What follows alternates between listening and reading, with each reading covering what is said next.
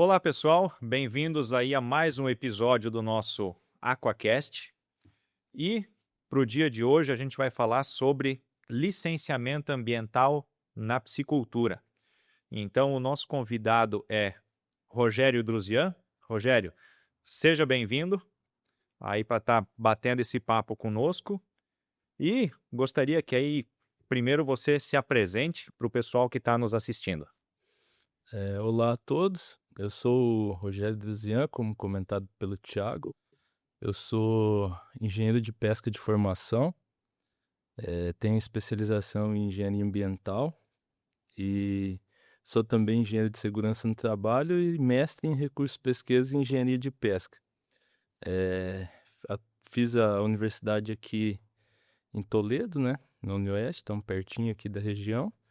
E hoje sou o engenheiro responsável pela Drusian Consultoria em Meio Ambiente, empresa que está se consolidando aí na assessoria aos produtores na regularização ambiental da atividade de piscicultura. Rogério, assim, conta um pouquinho para nós da tua trajetória. Quando você saiu da faculdade, você já olhou assim: "Não, eu vou ir para esse caminho do licenciamento ambiental, vou atuar nisso, é isso que eu quero", ou você atuou em outras áreas antes de chegar nessa área que você está hoje, que é o licenciamento ambiental? Então, dentro da engenharia de pesca, a gente tem praticamente 2 vertentes de atuação, né. Uma delas seria, então, os recursos, né, o meio ambiente, e a outra vertente seria a parte produtiva, né, a produção de peixes em si. Então, no primeiro momento, quando eu me formei, eu entrei no mercado de trabalho atuando na parte ambiental, mas voltado para grandes empreendimentos, para usinas hidrelétricas, eram estudos maiores, com vários profissionais de várias formações diferentes, era uma parte ambiental mais complexa. Aí depois de algum tempo, eu senti um pouco, como profissional, falta da parte produtiva, sabe. E aí me desafiei um pouco, saí dessa parte ambiental e comecei a atuar, como colaborador dentro de uma cooperativa de grande porte aqui da região. E aí ali dentro foi como uma nova faculdade, né, a ver a logística de campo, produção, a piscicultura, tilapicultura, o patamar que ela está, tecnologia, assistência, enfim. Aí nesse segundo momento eu atuei aí dentro e depois de ter essa experiência como produtor e essa experiência inicial ambiental, eu decidi unificar as 2 e aí então fundou-se a empresa de consultoria para atuar com os produtores, voltada aos produtores, mas também a empresas, né, e aí com assistência para a parte de produção de piscicultura, então licenciamento, outorgas, documentação ambiental e planejamentos, projetos produtivos para a parte da piscicultura. Legal. E hoje, assim, você olhando, para esse processo de licenciamento, qual seria o primeiro passo para o produtor que vai buscar, regularizar ou construir uma piscicultura do zero, né? Qual seria o primeiro passo, para o produtor fazer isso? Quem que ele deve procurar? Hoje, para o produtor que está irregular, que tem uma atividade e não sabe se ele está regular, né, muitas vezes o produtor até desconhece se ele está, se falta alguma coisa ou não, ou quem vai investir, o primeiro passo e o primordial é você procurar uma consultoria de qualidade, uma empresa que tem know-how e capacidade de te atender, que tem o conhecimento técnico, que vai conseguir te auxiliar em todos os desafios que vão acontecer, desde quando vocês vão iniciar o projeto ou a regularização até ele acabar e ser emitido as tão sonhadas documentações ambientais. Então, uma empresa de qualidade, um profissional, um bom profissional, um produtor que joga junto com um bom técnico é um time vencedor. Então, esse é o primeiro passo. Depois disso, o produtor ele tem que ter ali o feijão com arroz, né, o básico, que hoje em dia a gente precisa. A gente tem o início das tecnologias, o processo de licenciamento ele é digital, não é mais feito com papel, né. Antigamente juntava os documentos, levava lá no antigo IAP, né, hoje IAT, entregava esses documentos lá, físicos, hoje é tudo digital.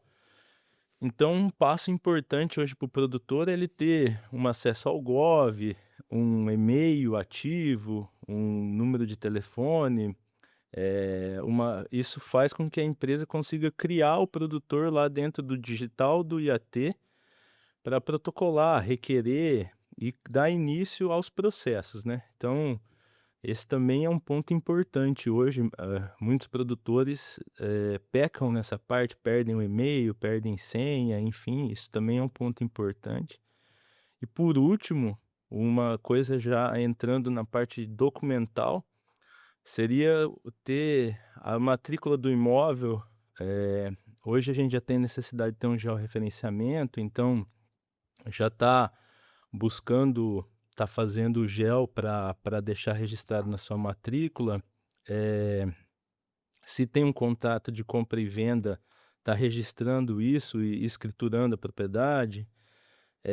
O CAR também é um documento importante, inicialmente muito importante, que todos os produtores lá em 2010, 2015 fizeram a autodeclaração, foram lá e declararam o CAR. Hoje o estado, através do IAT, ele faz a análise do CAR, verifica se o que está declarado ali dentro está correto. Então hoje a gente tem muitos produtores que têm o CAR, o papel ali físico do CAR, mas quando você vai ver o CAR situação com pendência ou foi até mesmo cancelado porque as pendências não foram respondidas. Então aí inicialmente uma boa consultoria, ter os logins, os acessos aí, ter uma anotação disso e uma matrícula aí com já tá buscando o GEL, já ter feito um CAR declarado certinho, isso é o início de tudo, sabe.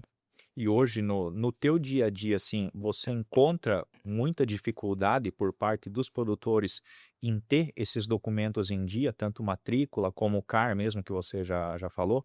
É É, uma realidade, assim, no dia a dia encontrar essas dificuldades? sim, é uma realidade. Hoje a gente tem muitos CARs que foram declarados, mas que ainda a situação deles não está analisada, e muitas vezes, lá no passado, os CARs foram declarados de uma maneira equivocada, né.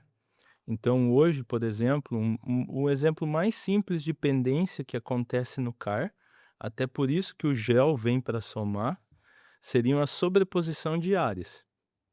Eu e você, nós temos 2 propriedades, uma vizinha à outra. Aí eu fui lá e declarei o meu CAR, e daí eu olhei lá e falei: "Ah, passa aqui", aquela imagem lá em 2010 a imagem já não colaborava, né. "Ah, passa aqui", daí você foi lá e avançou 20 centímetros para dentro e declarou a sua.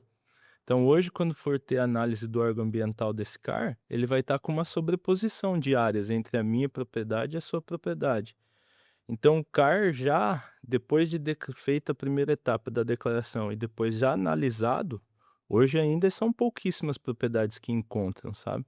E sobreposição de imóveis no CAR é um dos maiores problemas que é verificado hoje.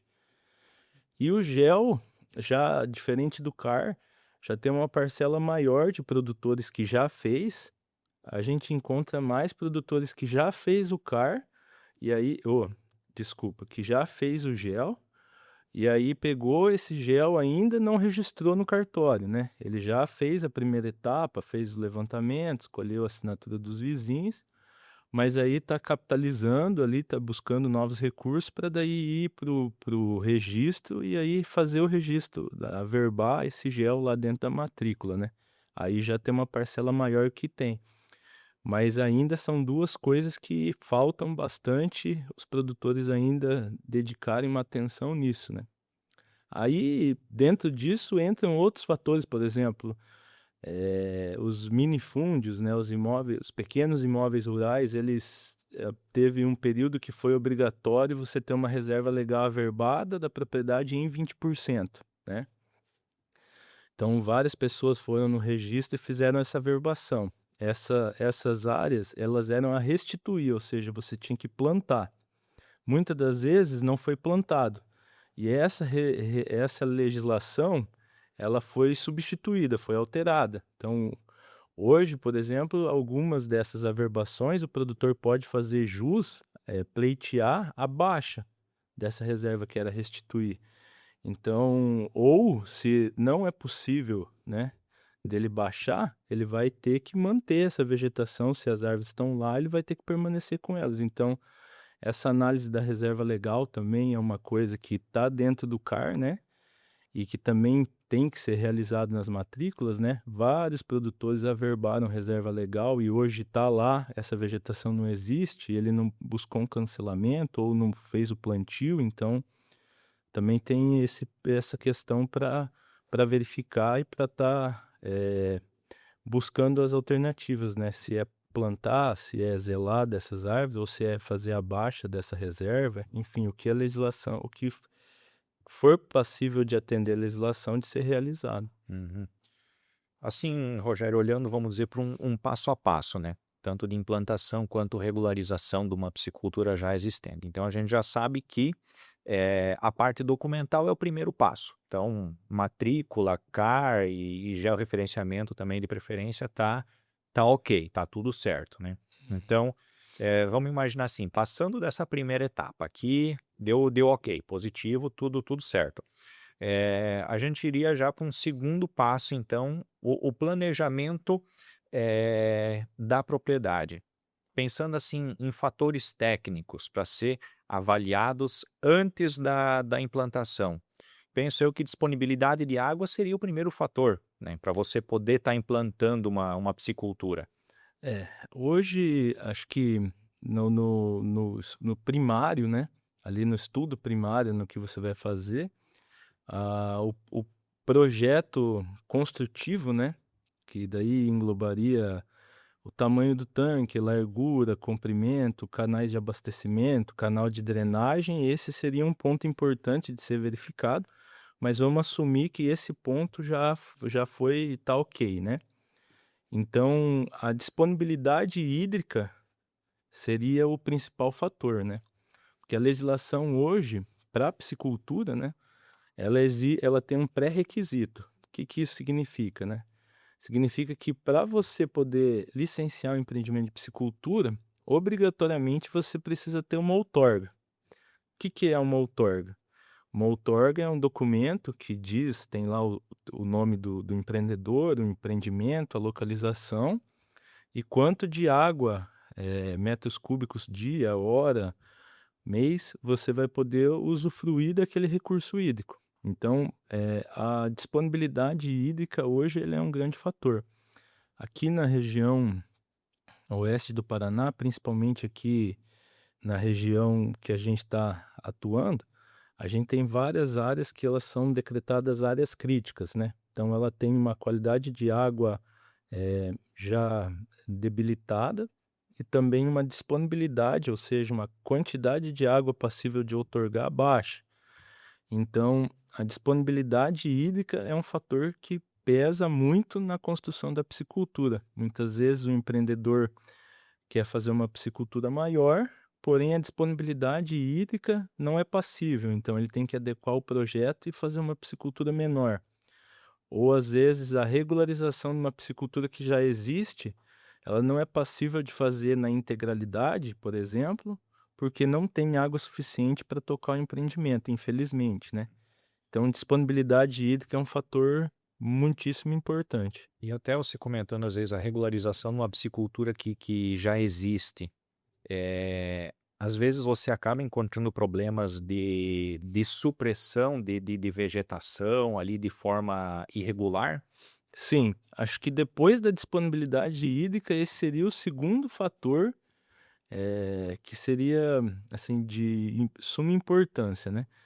Porque isso pode ser até um equívoco dos produtores, uma falta de conhecimento, no caso, que o produtor ele briga tanto para conseguir uma outorga, briga no bom sentido, né, trabalha tanto para conseguir essa outorga, para conseguir o licenciamento ambiental da atividade, que quando ele recebe aquele documento, ele vai no banco, capta o crédito, ou se ele já tem o crédito, ele vai e inicia com a obra, né.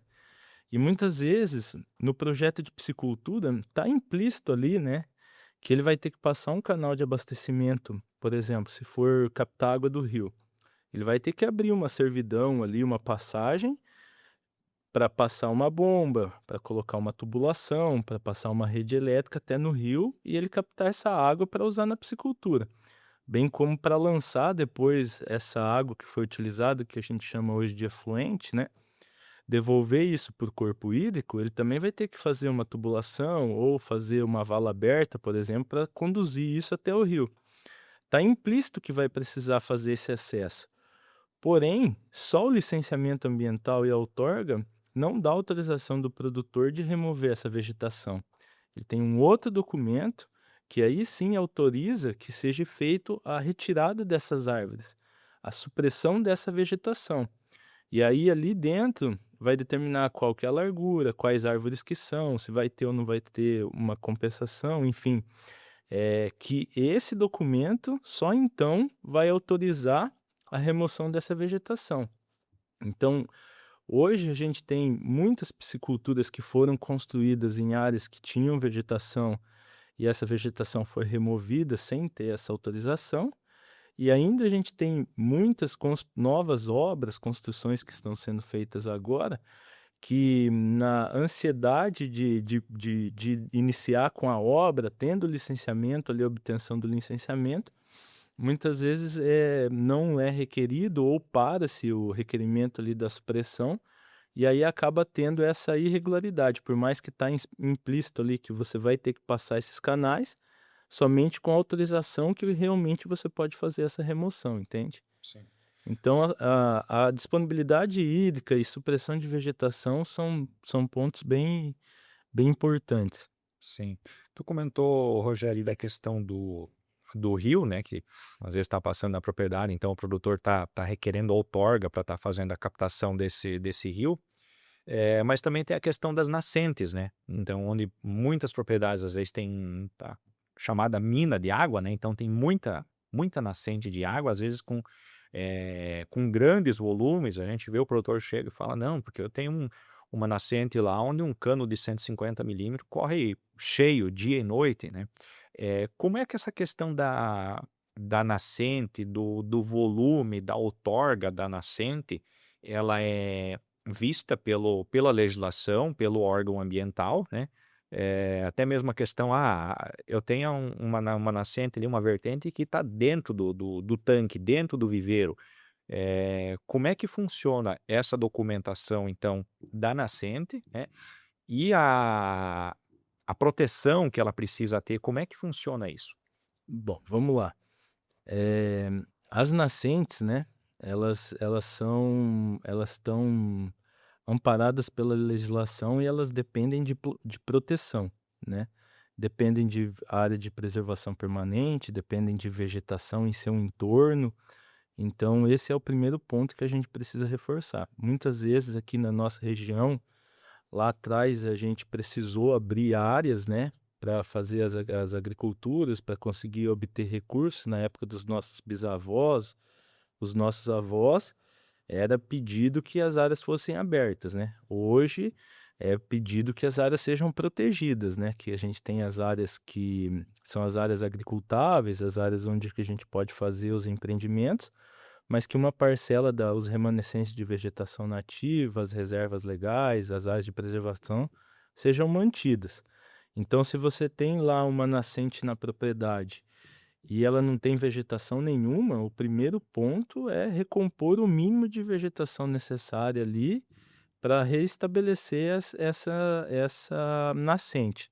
Então esse é o primeiro ponto, sanar esse passivo ali dentro da propriedade.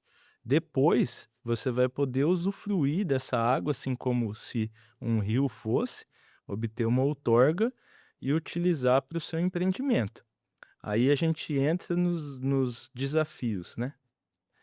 Por exemplo, se você tem lá a mina e ela foi escavada e hoje a nascente está dentro desse açude, Uhum. vamos se dizer, desse tanque, desse viveiro, ela é considerada como mina afogada. Esse tipo de estrutura hoje, a legislação ambiental ela não permite a produção de peixe de forma comercial. Então, se você tem uma mina afogada lá dentro do viveiro, esse viveiro ele só pode ser utilizado como acumulação de água, você ser um reservatório de água ali, Ser um pulmão de água. isso, ou subsistência, você colocar algumas espécies nativas ali dentro e você poder fazer o consumo próprio, sem a finalidade de comércio. Então, esse também é um ponto importante. Depois de 2008, né, que o Código Florestal trouxe ali a consolidação até 2008 das áreas, então não é permitido mais regular esse tipo de atividade, né, de dentro de nascentes ou onde tem nascentes afogadas. Infelizmente, somente acumulação de água ou subsistência. Dependendo da época, se a área está consolidada, dependendo da época que foi feito, como que foi feito isso, é possível isolar essa nascente, subdividir ela, deixar seu entorno protetivo, né? E aí, uma parcela desse reservatório, dessa acumulação, você utilizar no empreendimento, sabe? Mas aí vai depender de uma adequação, depende de uma avaliação e também depende da aprovação do órgão ambiental para que tudo isso seja feito de uma maneira regular, né. E a questão do volume de água, vamos dizer assim, eu tenho lá uma vertente que me dá 50.000 litros hora, uma nascente forte, né. Uhum.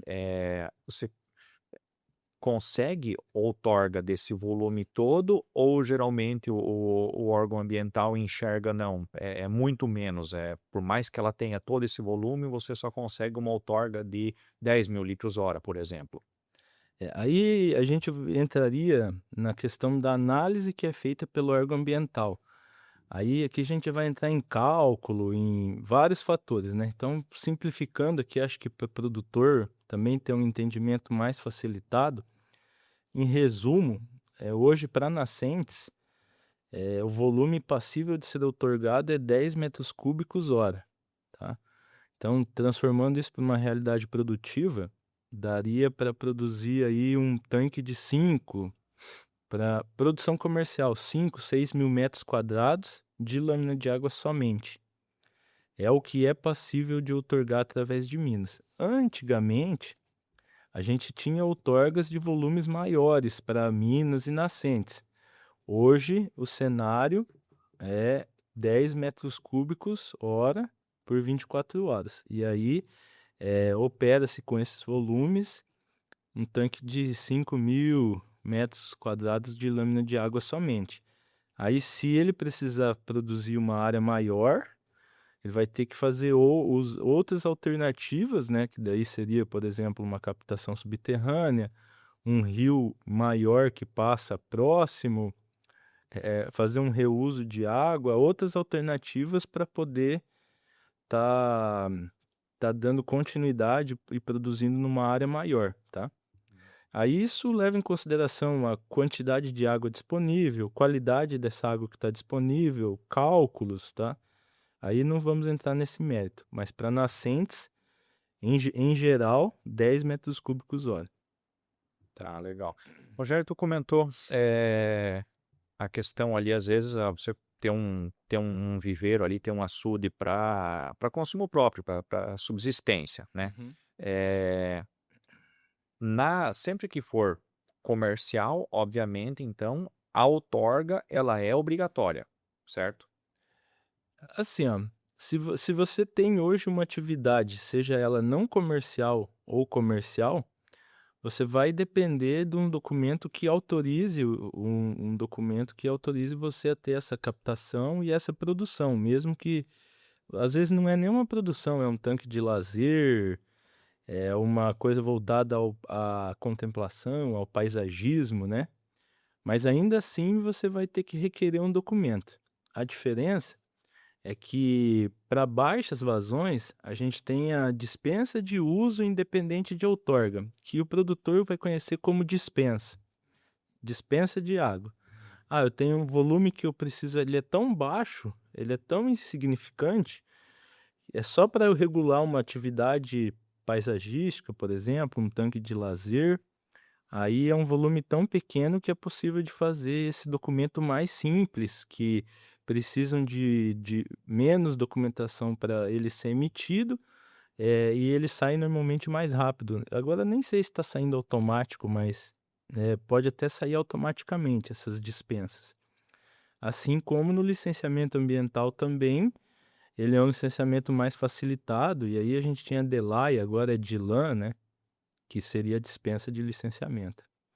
E aí se você vai entrar para uma atividade comercial, aí você vai precisar de uma outorga, que em resumo ela disponibiliza o volume de água que você pode captar. A única diferença da dispensa é que daí são volumes maiores, condições de uso maiores, empreendimentos com um potencial poluidor maior, e aí consequentemente a instrução para obter esse documento precisa de mais documentos apresentados por parte do produtor, entender, o Estado entende melhor como que é o processo, quais os impactos, quais as medidas mitigadoras, e antes de emitir esse documento. Então, ele disponibiliza mais água, mas são mais complexos para serem obtidos.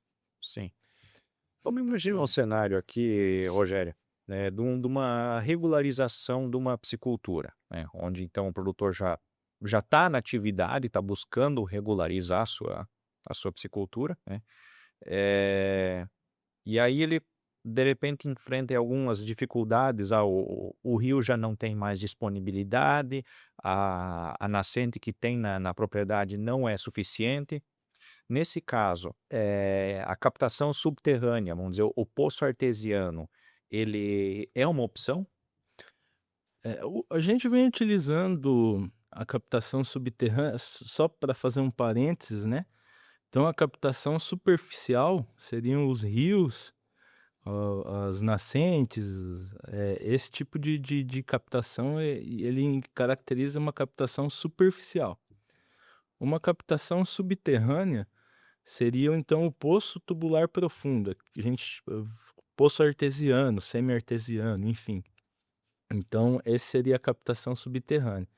A gente vem utilizando a captação subterrânea já há bastante tempo para empreendimentos de agricultura, mas não necessariamente de piscicultura. Dá para citar aqui a irrigação, suinocultura e avicultura, por exemplo, ela vem se estabelecendo há bastante tempo com a questão de poço subterrâneo, né, com a captação, perdão, captação subterrânea, né.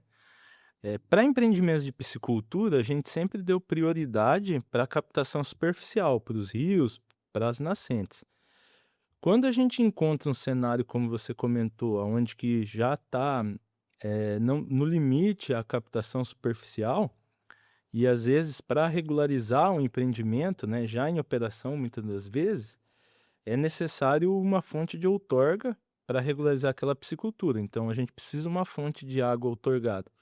E aí o poço ele entra nessa questão, não tem mais disponibilidade, a preferência é sempre para superficial, né. Não tenho mais essa disponibilidade, eu tenho a necessidade de água, aí então novas possibilidades seriam a captação subterrânea, né.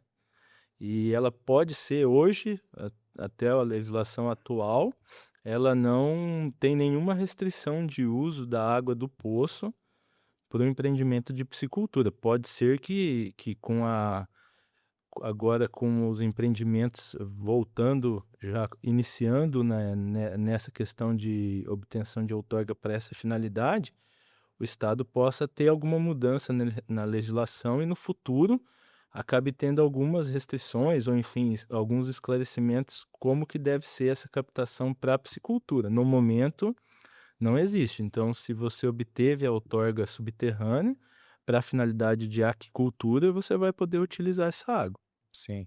E também a partir do momento que você tem a outorga, como você comentou, ela vai determinar então, os volumes que você pode estar captando. Obviamente tem que ter um controle sobre isso, né. Uhum. E aí então a gente vai entrar aí com alguns mecanismos de medição, acredito eu, né. Quando você tem aí uma captação por desnível, por gravidade, então você vai ter uma calha, um hidrômetro nos casos bombados, né, acredito que vai ter essa é preciso ter essa medição, né.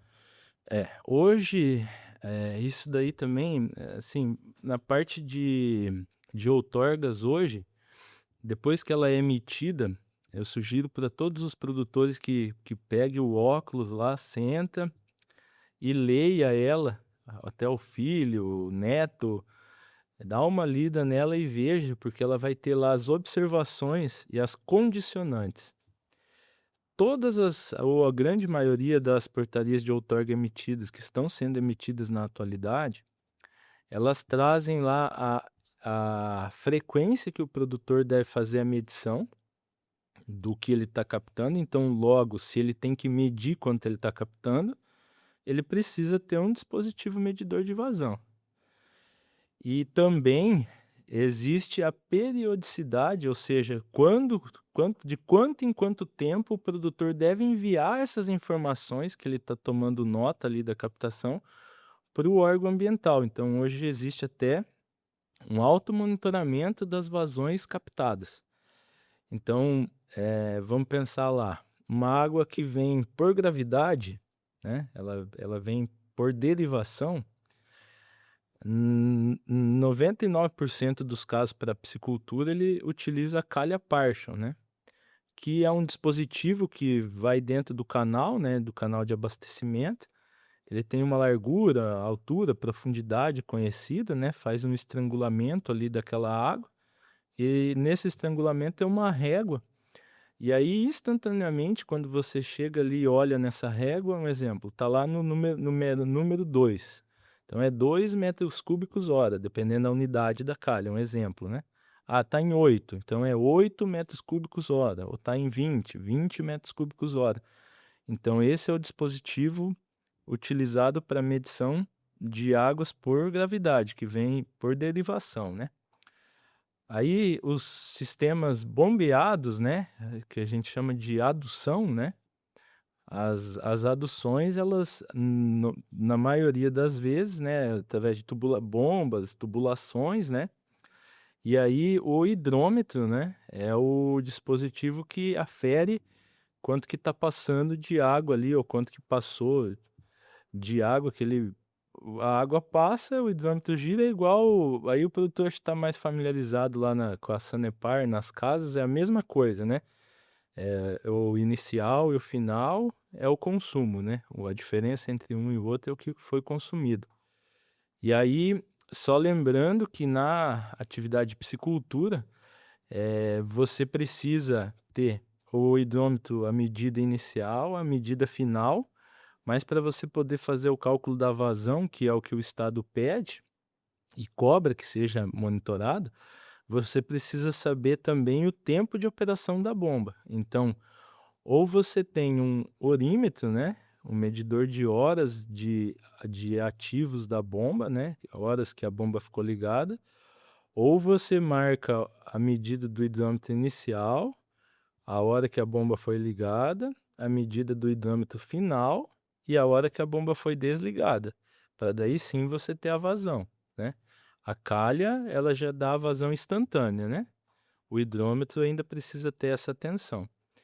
Em geral, os produtores devem instalar os dispositivos medidores de vazão para obter a outorga de direito, fazer a medição diária dessa captação, de quando está tendo a captação, medição diária, fazer o registro dessa captação e uma vez ao ano fazer a declaração ao automonitoramento da vazão captada. E tem um link do IAT, acessa lá e coloca lá os volumes, tem uma tabela, uma planilha, insere lá qual foi o volume captado de água, seja de adução ou derivação. Sim. Junto no documento ali da outorga, que você comentou lá que vem, as observações ali, ou as condições que o produtor precisa estar atento, então, que ele precisa seguir, né, então, foi liberado isso, mas você precisa fazer tal e tal e tal coisa, certo? Uhum. Eh, Análises de água costuma aparecer ali também? Sim, a análise de água, hoje a disponibilidade hídrica ela é avaliada através da qualidade e da quantidade, então do volume disponível e também da qualidade que ela se encontra. Então, o produtor monitorar, e manter a qualidade dos efluentes que estão sendo lançados da piscicultura é um ponto muito importante. A lei prevê que deve existir os mecanismos de melhoria, né, da qualidade e dentro das propriedades, e também prevê o controle, né, o monitoramento do que é lançado. Então hoje, a gente tem aí, dependendo do porte do empreendimento, a necessidade semestral ou anual de estar fazendo o monitoramento da qualidade dos efluentes que é devolvido por corpo hídrico. Aí existem alguns parâmetros, aqui dá para citar DBO, DQO, fósforo, pH, sólidos sedimentáveis, por exemplo, como aí os parâmetros primários assim que são cobrados pela legislação para o lançamento de efluentes de piscicultura. Uhum. E existe a necessidade de ter esses laudos, né, de atender a esses parâmetros e também de ser enviado esses laudos para obtenção das outorgas, para renovação das mesmas e manter o controle ali da tua atividade produtiva e também dos agentes, dos potencial poluidor do empreendimento. Sim. Aqui até vem uma dúvida, Rogério. A gente até então vem falando aqui muito de outorga de captação, né? Então, Uhum. seja de rio, de nascente, subterrânea, poço e tal, né? Mais de um tempo para cá, a gente vem cada vez mais ouvindo falar de outorga de efluente, né? Então, da água que você vai estar aí devolvendo para o rio. Isso é algo que sempre existiu e não era olhado com tanta atenção, ou essa outorga de efluente, ela é alguma coisa mais recente mesmo? A captação e os efluentes, ela, por óbvio, ela existe desde quando piscicultura é piscicultura, né?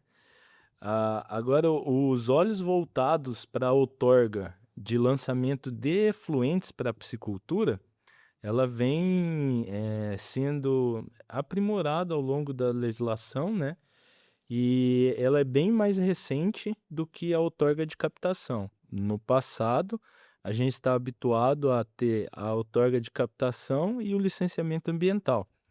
Hoje, a gente já está habituado a ter a outorga de captação, o licenciamento ambiental e a outorga de lançamento de efluentes.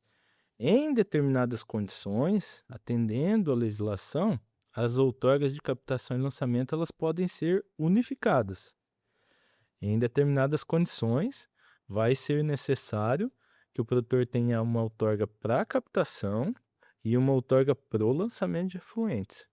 E aí, a de lançamento de efluentes, é mais recente, ela é bem mais recente, e agora que os produtores estão sendo cobrados e estão se atentando com relação a esse documento. Sim, e ainda nesse tema aqui, então, vamos dizer, do lançamento do efluente, a gente sabe que os açudes aí mais antigos, as pisciculturas antigas, o negócio era o quê? O tubo sai ali do monge, sai da comporta e vai para o rio. E hoje, no processo, então, de regularização e tudo, quem está buscando regularizar os seus empreendimentos mais antigos, eh, a lagoa de decantação, ela é obrigatória. E aí entra, claro, toda uma questão de relevo, de construção, de conseguir canalizar essa água até uma lagoa de decantação. Isso também é uma grande dificuldade dos produtores hoje para estar regularizando. A melhoria da qualidade dos efluentes que são lançados, né, ela pode ser feita em várias frentes, né. Por exemplo, o sistema de gradeamento é um sistema primário de melhoria de qualidade do efluente, você já retira um particulado maior. Eh, Você pode fazer, por exemplo, a aeração contribui, pra melhoria, não vou entrar em detalhes aqui biológicos, enfim, mas contribui também para melhoria de determinados parâmetros. Um dos pontos muito importantes são os decantadores primários, né, que é o responsável por reter esse efluente por um determinado período ali dentro, né, e também por fazer a sedimentação do particulado maior, né, para que ele se deposite ali no fundo dessa lagoa de decantação, de sedimentação, né. Então esse é um ponto importante, ele vem sendo bastante cobrado, a melhoria num contexto geral, não só o decantador, mas a melhoria geral do efluente lançado. E é um grande desafio hoje a piscicultura aqui na nossa região ela surgiu, eh, com olhos voltados para a produção e bem pouco tecnificado. Ao longo do tempo a gente vem aprimorando isso, né, e por vezes a gente encontra áreas que tem 10, 15, 20 tanques, cada um deles lança direto no corpo hídrico, e não existe, seja por uma condição de laje, por exemplo, não tem solo suficiente ou, não dá nível, tá praticamente tudo no mesmo nível, não tem material para fazer nível, enfim, N fatores que você não consegue implementar a lagoa de decantação para todos os tanques ou, para a maioria deles, por exemplo. E aí isso é um grande desafio, né, encontrar outras medidas para melhorar a qualidade dos efluentes e o que fazer nesse caso, né. Aí uma boa consultoria, igual eu comentei lá no começo, vem muito a uma experiência, né, a somar nesses grandes desafios aí do que fazer e como conduzir isso. Legal. Rogério, nós falamos aqui então, continuando ainda nessa parte de documentação, então já falamos sobre a documentação do imóvel, obviamente, tem que estar tudo em dia, matrícula, CAR, outorgas, então, de captação efluente, e aí então nós partimos para a parte de licenças, né? Uhum. Seja uma licença hoje como é que a gente pode até classificar isso? Existe uma prévia, uma instalação, uma operação? Explica para nós como é que funciona a questão de licenças e o tipo das licenças. Tá. Eh, Desculpa. De maneira geral, hoje, para as atividades, o Estado ele regulamenta, né, o Estado do Paraná regulamenta através de instruções normativas, né. E aí, de modo geral, para todas as atividades, a gente teria DILAN, LAC, LAS, LP, LI, LO, que seria dispensa de licença, licença por adesão e compromisso, licença ambiental simplificada, licença prévia, instalação e operação, né, esses seriam os nomes. Para a piscicultura aí eu vou, dividir as não comerciais e as comerciais, né, então seriam as não comerciais as dispensas, né, as comerciais, as principais seriam a LAS e LPL e LO. Qual é a diferença então da comercial da LAS para prévia, instalação e operação? Basicamente é o seguinte, a licença simplificada, como o nome diz, é um documento só que te dá o direito de construir, ou seja, de fazer o seu empreendimento. Você propôs lá, simplificando para o produtor conseguir entender. Você vai fazer uma piscicultura de 30.000 metros de lâmina, são 3 tanques de 10.000 metros e uma lagoa de decantação. Isso foi aprovado, saiu o ALAS.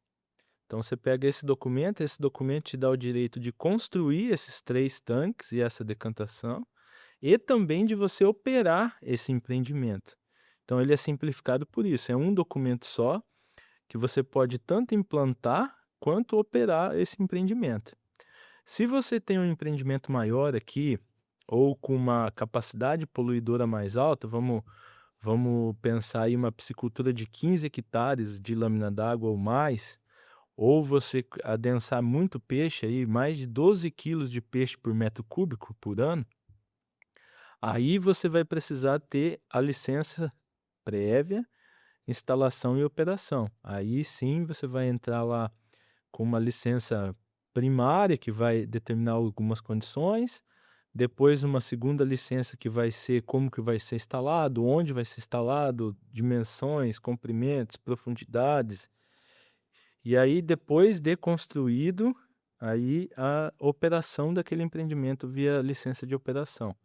E aí então, para a piscicultura hoje comercial, a licença simplificada, na maioria das vezes aqui para a nossa região, a LAS, né, é a que vem mais sendo empregada para os empreendimentos de piscicultura, né, pelo 12 quilos é bastante, né, então, o pessoal trabalha aí uma densidade de 8 peixes por metro, né, 6 quilos mais ou menos, né, de peixes na produção, então não atinge.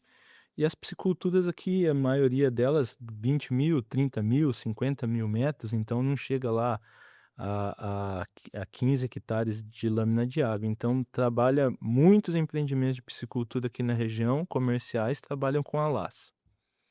E pela tua experiência, assim, em média, quanto tempo demora esse processo de regularização da piscicultura?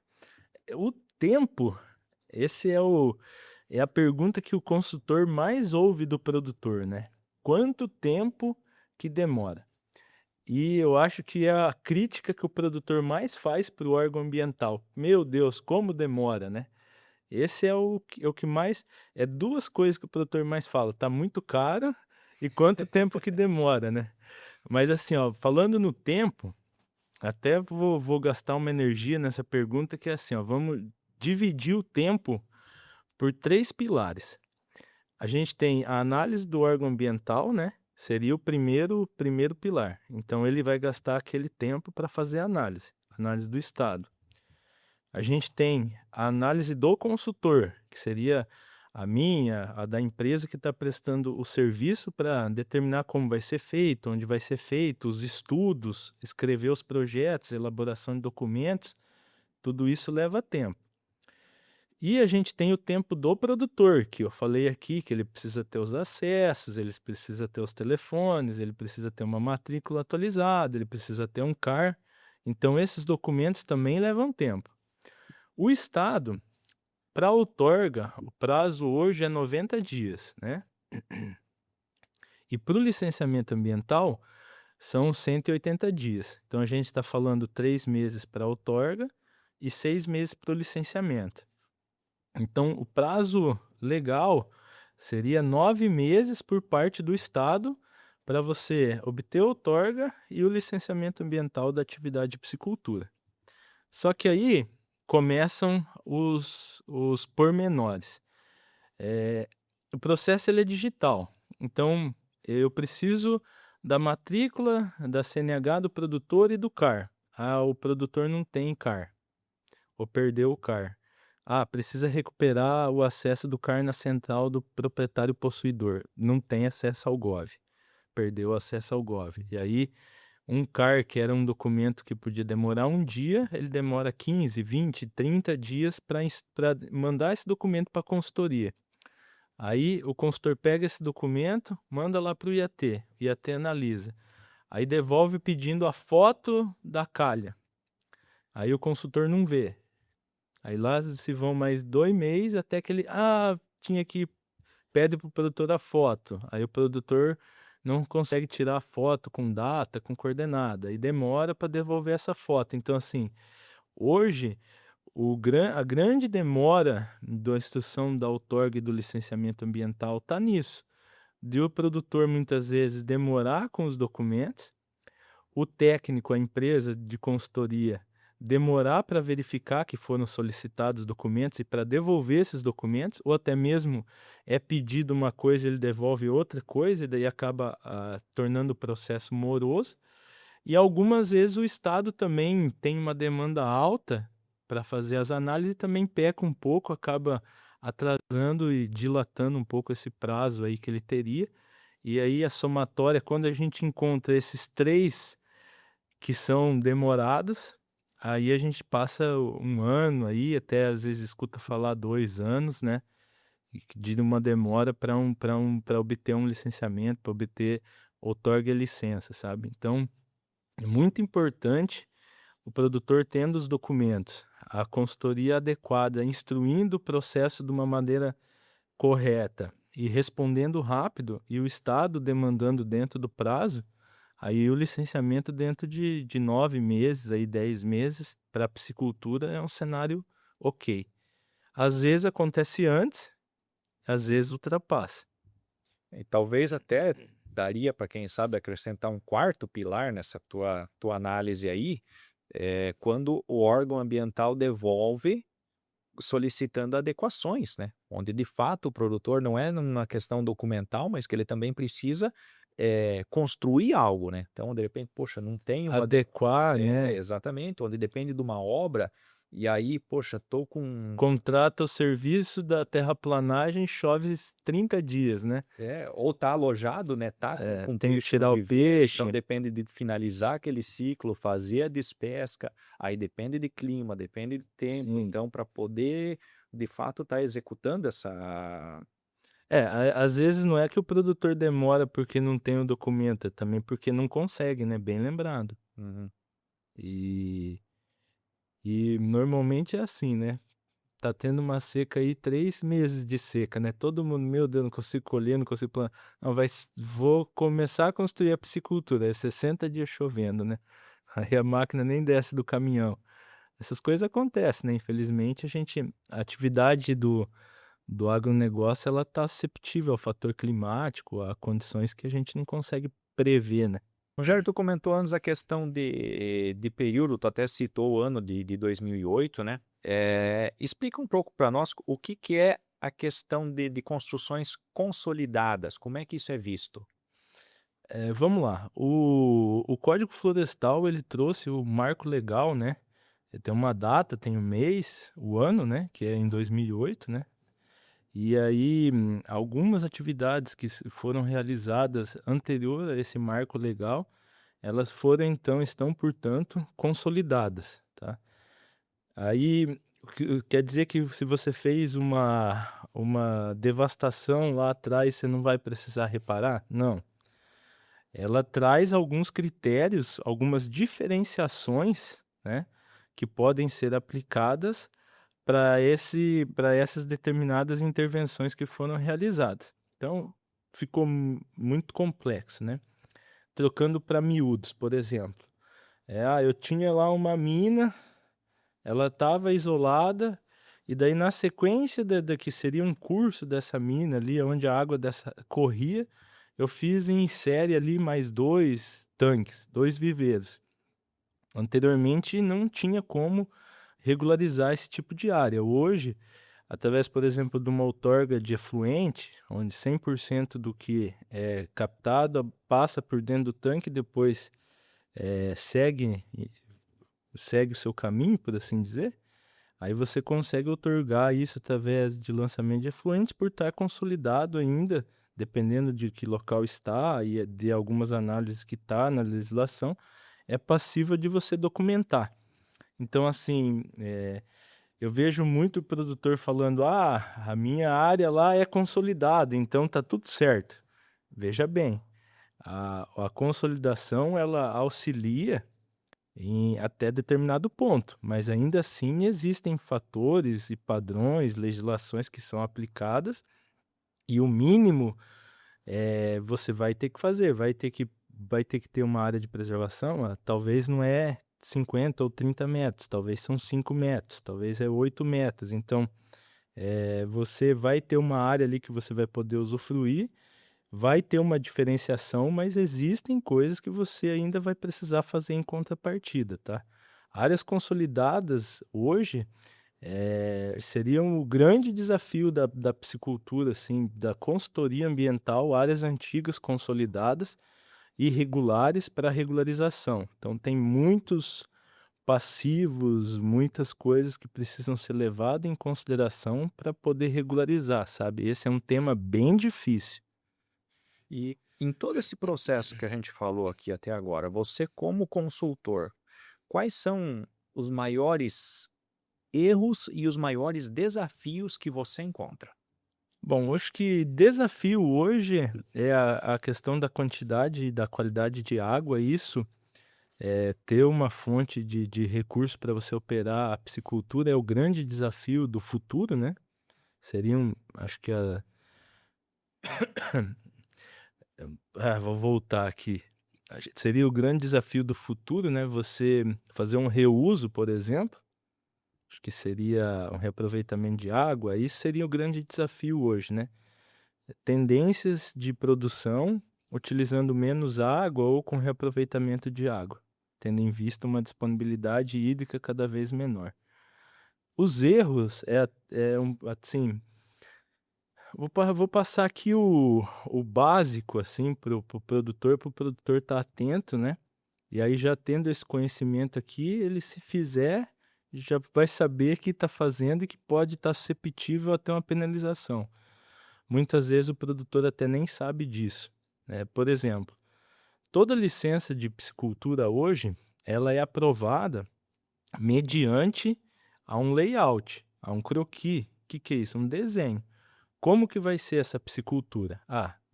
Vai ter uma acumulação de água, vai ter uma bomba no rio, vai jogar nessa acumulação, dessa acumulação vai descer por gravidade, vai abastecer 5 tanques, cada tanque com 10.000 metros, vai ter uma lagoa de decantação lá de 5.000 metros, e depois vai ser lançado no rio X. Beleza. Aí na hora que o produtor vai fazer a construção lá do viveiro, chega lá a empresa consultora ou até mesmo quem está fazendo a construção: "Ah não, mas aqui se você fizer 5 tanques, você vai ter uma movimentação de terra muito mais alta do que se você fizer 2. Se você fizer 2, você vai ter só 2 comportas, você vai ter só 2 silos, você vai ter só, 2 sondas para fazer o acionamento dos aeradores, e vai te dar uma área de lâmina de água maior e a obra vai custar mais barata". Aí o produtor vai lá e faz tudo diferente do que ele falou que ia fazer lá na licença, entende? Ah, às vezes ele fez até mesmo dentro da mesma área. A área que ele ia construir é a mesma, ele só mudou. E muita gente fala: "Ah, não tem problema". Não tem problema, você faz a alteração do layout da licença e não tem problema. Agora se você for lá, fala que vai fazer de uma forma, faz totalmente diferente, isso é uma penalização, você vai ser multado lá numa renovação, por exemplo, por ter descumprido o layout da licença que foi apresentada. É uma penalização administrativa, é uma penalização leve? É. Mas é um erro que é bastante encontrado hoje aqui na região. O produtor fala que vai fazer e o técnico instrui o processo para ser feito de uma forma e depois, por qualquer motivo que seja, muda tudo isso e ninguém não fala mais nada, não altera o layout, não faz uma justificativa, não faz nada. E aí lá na frente, quando vai renovar, aí ao invés de ter lá 5 tanques, tem 2, então aí já tá susceptível. Outra coisa que o produtor faz muito e que dá muito problema é você ter o licenciamento lá para 50.000 metros, você constrói, daí um dia te entra um recurso, tu vai lá e faz mais 20.000, aí faz mais 10.000. Aí quando vai lá renovar, não tem outorga para tocar tudo isso, porque a tua outorga era só para os 50, e aí começam os problemas, daí, tá em área crítica, tá isso, tá aquilo. Então esse também é um dos pontos que a gente mais encontra. E por fim, seria jogar peixe no mato. Esse aí é outro. Aí não tem uma composteira, ou tem a composteira, a coisa mais linda do mundo lá, dá para fazer um churrasco debaixo, de tão limpa que tá. E tá enterrando o peixe lá na beirada do rio, entendeu? Isso aí também. Então, hoje um dos resíduos que são gerados ali da atividade da piscicultura, a gente tem os resíduos sólidos lá, embalagem, sacaria, às vezes, dependendo se não vem no silo ou se é inicial, enfim, a ração.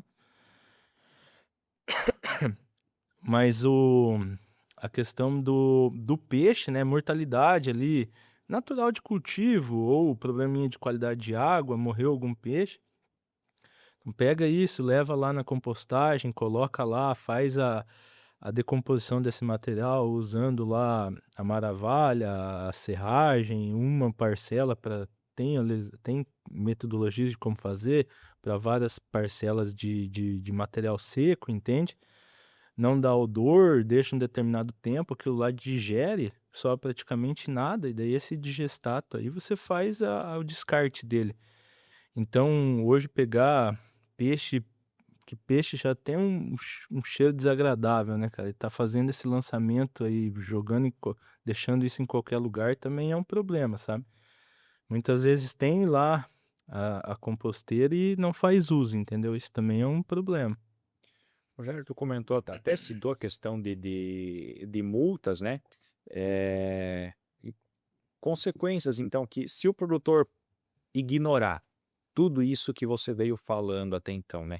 Além de multas, embargos, pode chegar até, quem sabe, uma responsabilização ambiental, criminal ali pro produtor? Sim, assim, ó, existem determinados autos de infração, que o auto de infração é a multa, né, tão temida multa. Ela tem os artigos e os potenciais de severidade. Determinados artigos das multas, eles podem ter a área embargada e depois esse embargo a gente chama de desonerado, né, ele é baixado o embargo, porque a atividade é possível de ser licenciada. Que isso quer dizer? Ah, leva uma multa a um determinado valor, vamos dar um exemplo aqui, 10.000. Levou uma multa, a área da produção ficou embargada, porque não tinha licenciamento. Providenciou o licenciamento ambiental, a atividade ali era possível de ser licenciada, o embargo é baixado, o produtor vai pagar a multa, segue a vida normal. Agora o grande problema é quando tinha uma vegetação nativa ali, era uma área de preservação, enfim, os danos mais graves ao meio ambiente. E aí essa área ela não é passível de ser embargada, ela é desembargada, ela não é passível de ser desembargada, ela vai ter que o embargo permanecer ali até o restabelecimento da vegetação, entendeu? Então a única atividade que pode ser feita ali é a reparação do meio ambiente. Aí então, se tem um tanque ali, tem que aterrar, plantar a árvore de volta, a penalização, então você perde essa área produtiva, a penalização é mais alta, as multas para esses casos são mais graves, né? E todo o que você trata ali dentro do órgão ambiental, ali administrativamente, o embargo, tirar o embargo, baixar o embargo, licenciar a atividade, pagar ali o auto de infração, isso administrativamente é feito no IAT. Resolveu-se isso, mas acabou? Não. A legislação prevê que existe também o crime ambiental, e esse também pode ser tratado na esfera civil e criminal. Então, terminou-se ali a regularização do empreendimento, você vai lá para o Ministério Público vai analisar o que foi lavrado ali, as condicionantes que foram impostas, e aí, depois disso, ele pode oferecer denúncia ainda e o produtor responder civil e criminalmente sobre esse crime, entende? Sobre esse ato danoso ao meio ambiente, né? Esse dano gerado ao meio ambiente. Então, é por isso que a gente sempre orienta, desde lá atrás eu venho falando, procurar uma consultoria de qualidade, buscar os documentos ambientais corretos, para chegar no final, executar às vezes essas mudancinhas de layout, essas coisas, fazer da forma correta, fazer as alterações que são necessárias, para o produtor acabar chegando no final e não estar passando por isso, ter que estar pagando uma multa, ter que estar correndo atrás de baixar embargo da propriedade, depois procurando advogado, tá, tendo que ir em audiência, enfim, aberto um inquérito, tá respondendo à investigação e não ter dor de cabeça, sabe? Poder fazer a produção dele de uma maneira, tranquila e produzir dentro dos moldes e fazer jus aos benefícios daí de ter os documentos ambientais, né. Até como você comentou, né, procurar uma consultoria é o que eu queria te pedir. Como funciona esse apoio, né? E quem pode ajudar nesse processo? É só a consultoria ou tem mais algum órgão do governo aí que pode estar ajudando o produtor? Hoje aqui na região oeste, que voltado pra piscicultura, a gente teria o IDR, né, e o Sebrae, as prefeituras, né, que podem estar disponibilizando a assistência técnica para ter o acompanhamento de manejo, para estar emitindo alguns documentos, por exemplo, a CAF, né, que é o Cadastro do Agricultor Familiar, auxiliando nos financiamentos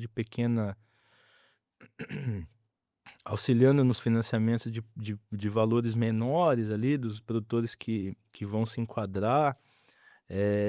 Alguns deles aí até têm alguns subsídios para até determinado tamanho de propriedade ou, por exemplo, para documentos de outorga e licenciamento, alguns conseguem alguns subsídios, então está procurando essas as secretarias municipais, os IDRs, o SEBRAE, para estar verificando o que que tem de disponível para atividade de piscicultura ali para a região onde ele está inserido. Com certeza ele vai conseguir algum apoio e também vai conseguir esclarecer os passos iniciais aí e com certeza vai vir já melhor assessorado ou ter uma ideia melhor do que fazer, até busca o consultor ambiental já com uma ideia mais lapidada, melhor formada, sabe. Legal. Rogério, para finalizar, então, a gente quer aí agradecer a você que disponibilizou esse tempo de vir aqui conversar com a gente, trazer toda essa informação para o produtor. De fato, é muita coisa, né? É muitos detalhes, é muito documento que o produtor precisa ter, mas assim, nosso muito, muito obrigado por você ter vindo aqui e estar trazendo esse conhecimento para o produtor. Então, eu que gostaria de agradecer aí a oportunidade de estar aqui, poder trazer um pouquinho da minha experiência e tentar auxiliar os produtores, né. E aí, para aqueles produtores que ainda têm dúvidas ou que depois de ouvir aqui sobre as multas, decidiram que chegou o momento de buscar a regularização ambiental, vai ter o meu contato aqui nos vídeos, nos links, né. Quem quer tirar dúvida ou quer iniciar aí com a regularização ambiental, vai ser muito bem atendido, muito bem recebido e nós estamos de portas abertas aí para auxiliar o produtor a esse desconhecido aí até obter a regularização ambiental da atividade de piscicultura. Maravilha. E a você que nos assiste, então, esperamos aí que podemos contribuir hoje trazendo aqui esse conteúdo que julgamos essencial para o produtor, né? Acho que de todos os temas aí do nosso Aquacast até hoje, é um dos mais importantes. Então, obrigado a você que nos assiste e fique ligado aí nos próximos episódios do Aquacast. Até mais.